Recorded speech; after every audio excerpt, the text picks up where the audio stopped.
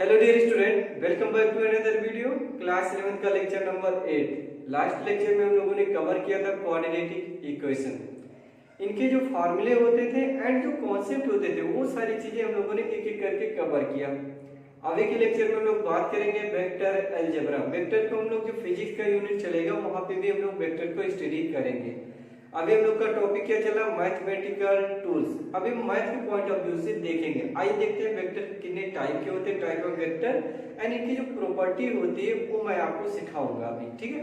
आइए देखते हैं वेक्टर अलजेब्रा टॉपिक लिख लो। यहाँ पे क्या लिखोगे, vector algebra, right.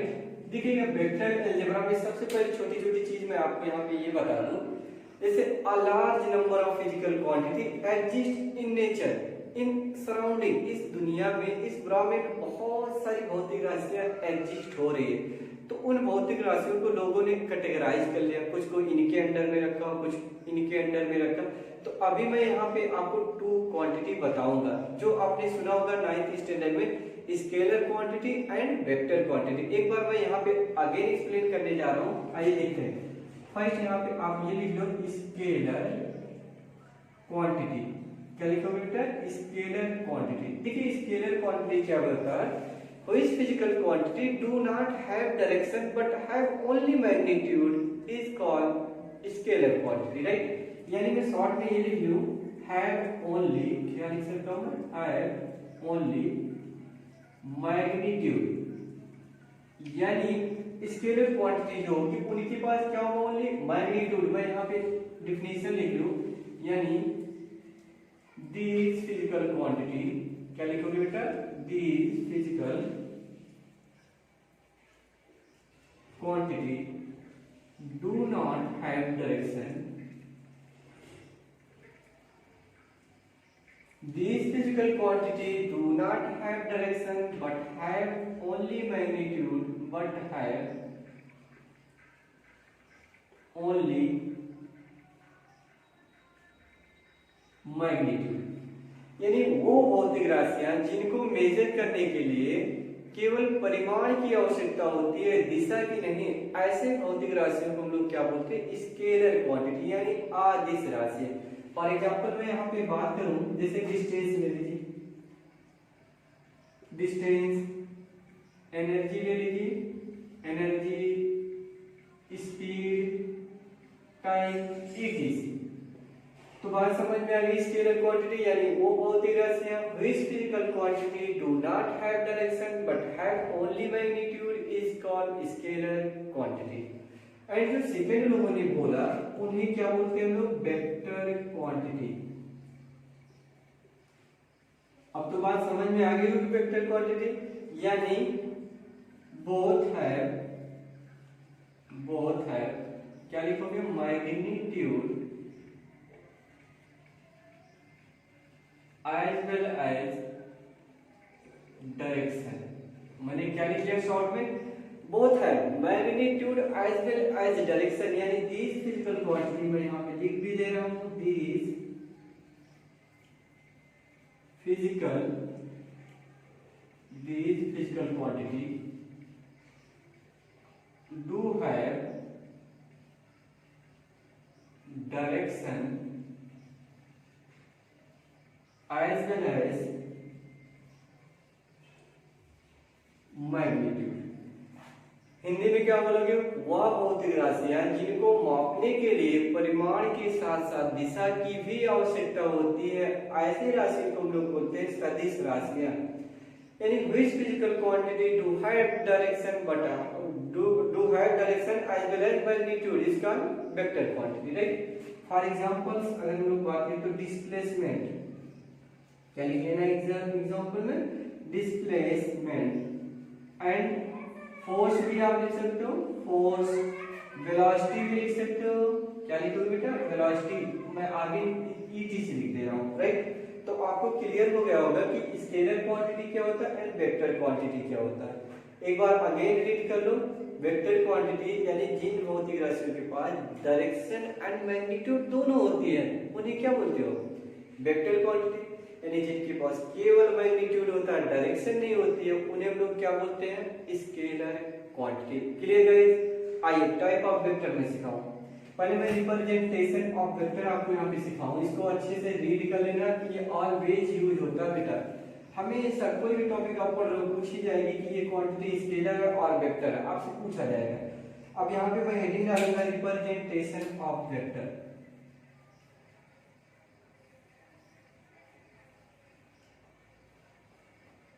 Representation of vector guys, तो मान लीजिए कोई वेक्टर है, ये देखिए ऐसे, इधर हमने ओ ले लिया एंड इधर मान लीजिए पी ले लिया एंड इनके बीच की जो मैग्नीट्यूड है हमने ऐसा लिखा ए वेक्टर, है ना। तो देखिए इनको लिखने का तरीका क्या होगा, अगर हम वेक्टर ओपी लिखना चाहें ऐसा लिखा जाएगा वेक्टर ओपी, यानी और ये भी लिख सकते हो आप, क्या लिखोगे ए वेक्टर। वेक्टर रिप्रेजेंटेशन ऐसे एरो बनाया जाएगा बेटा, कैसे बनाओगे, एरो आप बना लोगे वेक्टर को, ठीक है। तो देखिए इनकी अगर हम लोग बात करें वेक्टर ओपी और ये लिख सकते हो ए वेक्टर एंड आपको अगर मैग्नीट्यूड चाहिए, क्या करें, मैग्नीट्यूड। अगर आपको मैग्नीट्यूड चाहिए किसका, ओपी का, तो आप मैग्नीट्यूड ओपी का मैग्नीट्यूड निकालने के लिए आप क्या करो, इसमें मॉड लगा दो, क्या करो, मॉड, क्योंकि mod always gives absolute value, mod always gives absolute value, आप ऐसे लिख सकते हो। तो वेक्टर रिप्रेजेंटेशन जनरली ऐसे एरो बना लो आप, इसी को वेक्टर रिप्रेजेंटेशन बोलते हैं, ठीक है। अब देखिए types of vector, types of vector फटाफट देख लो, छोटी छोटी डेफिनेशन है जो आपको ध्यान रखना बेटा। क्या यहाँ पे रखोगे, types of vector, types of vector. First मैं आपको यहाँ पे ये सिखाऊंगा इक्वल वेक्टर। इक्वल वेक्टर क्या होता है, जैसे सपोज कि टू वेक्टर है मैग्नीट्यूड एंड डायरेक्शन दोनों का सेम हो, मैग्नीट्यूड भी सेम हो एंड डायरेक्शन भी सेम हो, तो ऐसे वेक्टर को बोलते हैं इक्वल वेक्टर। क्लियर गाइस, क्या मैंने बोला, यानी वो वेक्टर जिनकी मैग्नीट्यूड और डायरेक्शन दोनों का सेम हो, तो ऐसे को बोलते हैं इक्वल वेक्टर, यानी द वेक्टर है equal magnitude and equal direction, तो बोलेंगे इन्हें इक्वल वेक्टर बोला जाता है, यानी डायरेक्शन भी सेम हो एंड मैग्नीट्यूड भी सेम हो तो इक्वल वेक्टर। एंड जो दूसरा होता है बेटा लाइक वेक्टर होता है, क्या होता है, लाइक वेक्टर, ठीक है।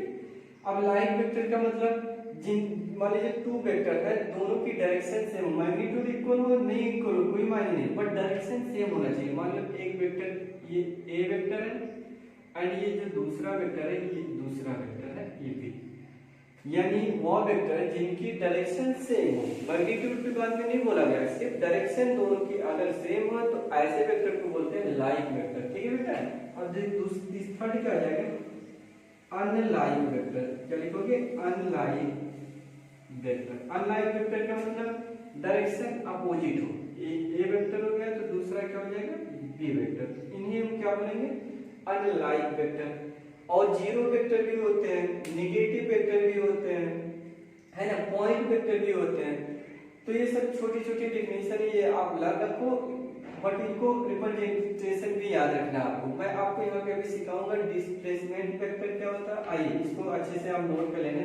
इक्वल वेक्टर क्लियर हुआ, यानी मैग्नीट्यूड एंड डायरेक्शन दोनों सेम हो तो उन्हें equal vector, and like vector का मतलब टू वेक्टर है उनकी डायरेक्शन सेम है तो उन्हें लाइक वेक्टर, अपोजिट डायरेक्शन है तो उन्हें अनलाइक वेक्टर बोलेंगे।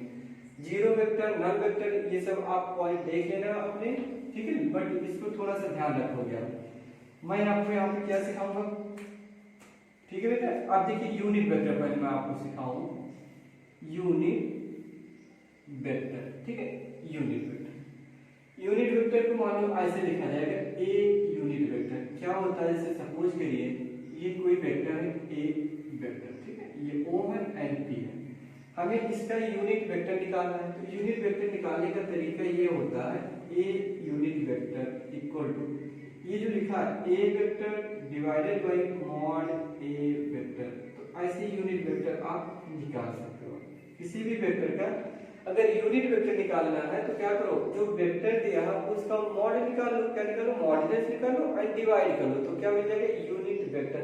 यूनिट वेक्टर का मतलब क्या होता है, जैसे सपोज करिए लेंथ है 10 मीटर, कितना 10 मीटर, ओके गाइस 10 मीटर। तो यूनिट वेक्टर का मतलब एक यूनिट की लेंथ कितना है ना, यानी डिवाइड, जैसे 10 है तो 10 का 1 पार्ट हो जाएगा तो 1/10, ये मतलब होता है यूनिट वेक्टर का मतलब, यानी 1/10 लिख सकते हो, ठीक है, ये यूनिट वेक्टर। दूसरा अगर मैं बात करूं, एक होता है डिस्प्लेसमेंट वेक्टर, डिस्प्लेसमेंट वेक्टर, ये सब छोटी छोटी चीजें हैं, आपको आइडिया होगा, पता भी होगा, बोरिंग सा भी लगेगा, बट क्या करूं, आपको पढ़ना पड़ेगा, एक बार आप रिवीजन के तौर पे देख लो अच्छे से, ठीक है।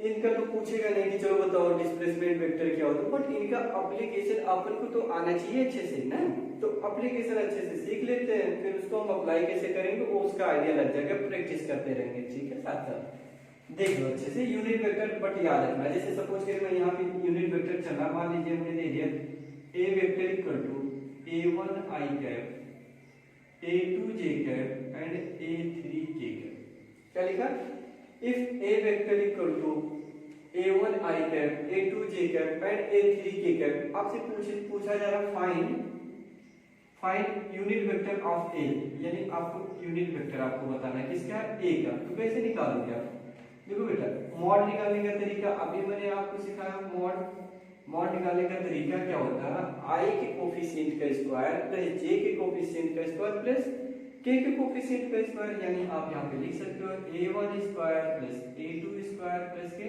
a3 square, right.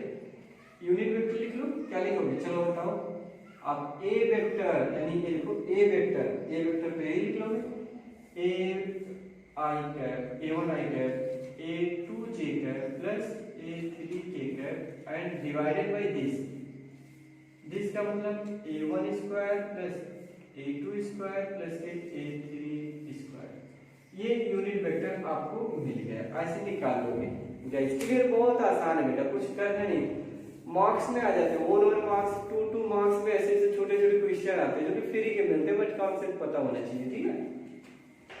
मजा आएगा बेटा, बहुत इंटरेस्टिंग टॉपिक होता है, अगर यहाँ मैथमेटिकल टूल आपका एकदम स्ट्रांग हो बेटा, क्यों मैं मैथ पढ़ा रहा हूँ आपको, ताकि फिजिक्स में कहीं भी प्रॉब्लम ना हो, आप बोला जाता है ना, मतलब जो फिजिक्स है डिपेंड्स ऑन मैथ, मैथ पे डिपेंड है, यह physics is incomplete without math, ऐसे साफ साफ बोला जाता है।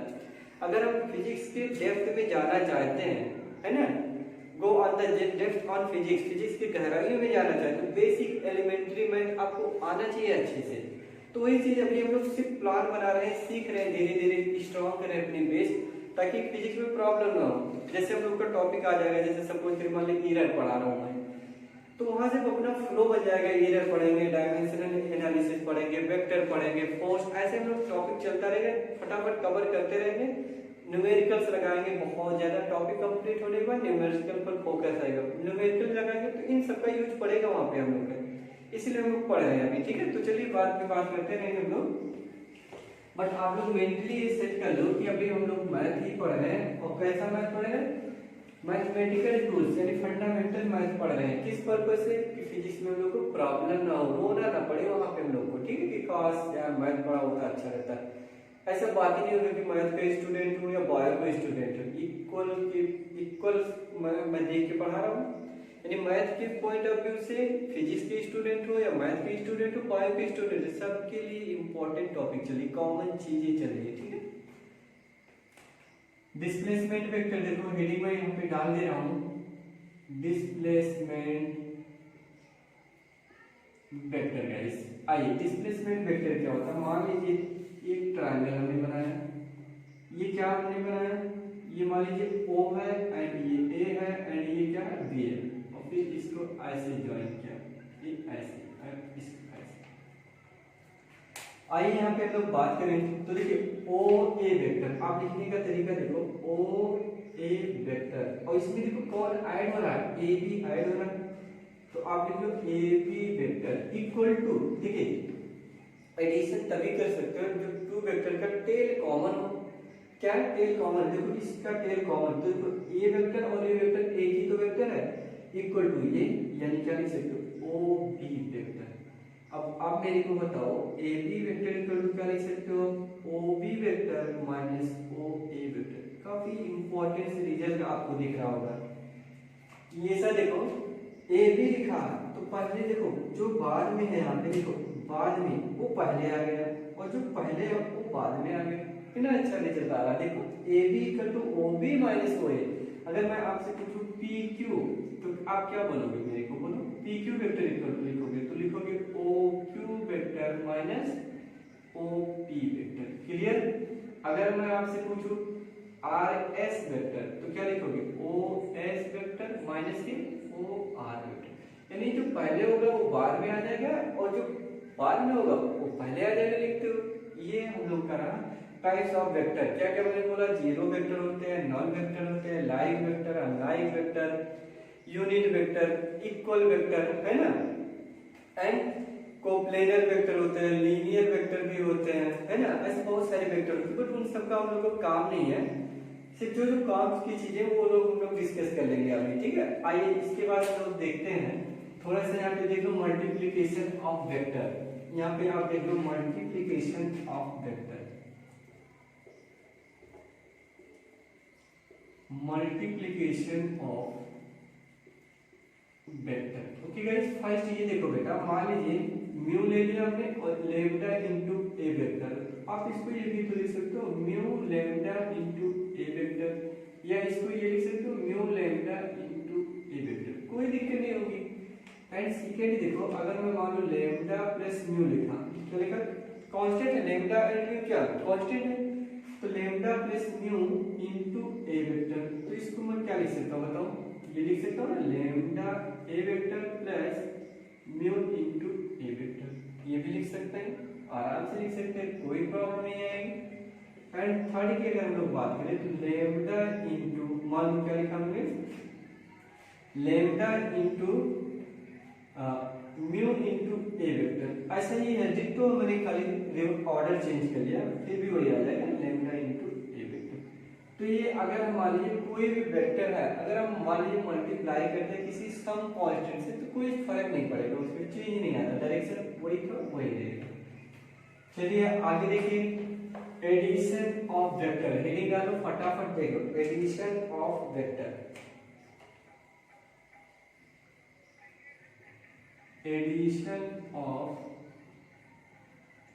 वेक्टर। फर्स्ट मैं आपको सिखाऊंगा ट्रायंगल रूल, ट्रायंगल रूल। क्या सीखा आपने, ट्रायंगल रूल। तो मान लीजिए एक वेक्टर ये है एंड ये दूसरा वेक्टर है और इनका ये रिजल्टेंट है। ये मान लो ए वेक्टर है और ये क्या है बी वेक्टर है। तो रिजल्टेंट आप कैसे निकालोगे, ये मान लो रिजल्टेंट आर वेक्टर। देखो बेटा रिजल्टेंट लिखने का तरीका फटाफट आप ये लिख लो आर इक्वल टू, देखो इस वेक्टर का टेल कॉमन है, हाँ टेल कॉमन है, टेल कॉमन है तभी आप ऐड कर पाओगे, इतना भी याद रखना। तो ए वेक्टर प्लस के बी वेक्टर, ये याद रखना आप बेटा। आर इनका रिजल्टेंट कितना मिलेगा ए वेक्टर प्लस के बी वेक्टर। एक छोटी चीज मैं आपको सिखाऊं, अब देखिए एंगल मान लीजिए ये ए वेक्टर है एंड ये बी वेक्टर है, तो इनके बीच एंगल थीटा है, कितना एंगल है थीटा, तो आप एंगल ले सकते हैं। लेकिन अगर एक वेक्टर ये है और जो दूसरा वेक्टर बेटा ये मान लो ऐसा है बी वेक्टर और ये गिवन है आपका थीटा एंगल, क्या ये एंगल यूज करोगे आप, कभी नहीं यूज करोगे। टेल कॉमन होना चाहिए, क्या होना चाहिए टेल कॉमन। तो देखो ये जो वेक्टर भैया ये वेक्टर ये इसकी डायरेक्शन ही है, तो इसकी डायरेक्शन को आगे बढ़ा सकता हूं, तो आपको ये एंगल लेना पड़ेगा कितना 180 माइनस थीटा। डायरेक्ट क्वेश्चन में देखिए कभी कभी क्वेश्चन ऐसा मिस्टेक कर जाते हैं बच्चे, एंगल को गलत तरीके से पुट कर लेते हैं। तो यहाँ पे एंगल देखो दोनों का टेल कॉमन होगा तभी वो एंगल आप सब्स्टिट्यूट करेंगे। अगर कॉमन नहीं है, देखो यहाँ पे कॉमन है, एक का टेल यहाँ पे है और एक का टेल यहाँ कॉमन है, तो एंगल इनके बीच ले लेंगे, नहीं लेंगे ना। ये वेक्टर इसको आगे आप बढ़ा दो, तो देखो ये वेक्टर आगे बढ़ा दो तो टेल यहाँ पे मान सकते हो, तो इसका टेल और इसका टेल दोनों कॉमन हो गया, तो एंगल ये रखोगे 180 माइनस थीटा। क्लियर है। दूसरा देखो, दूसरा रूल होता है पैरेललोग्राम लॉ। दूसरा रूल लिख लो